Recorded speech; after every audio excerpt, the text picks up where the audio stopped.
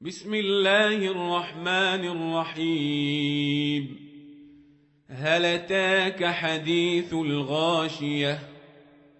وجوه يومئذ خاشعة عاملة ناصبة تصلى نارا حامية تسقى من عين آنية ليس لهم طعام إلا من ضريع لا يسمن ولا يغني من جوع.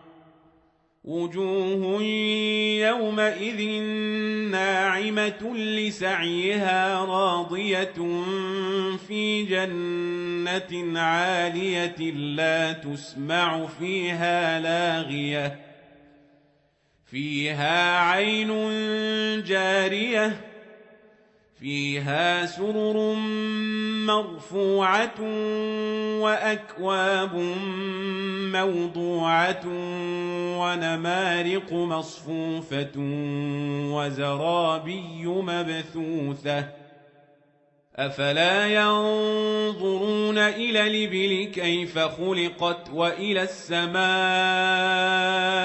كيف رفعت وإلى الجبال كيف نصبت وإلى الأرض كيف سطحت فذكر إنما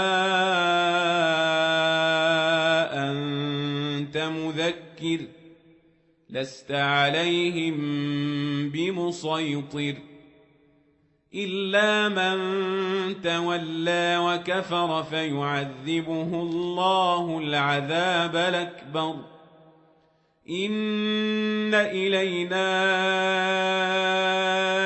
إيابهم ثم إن علينا حسابهم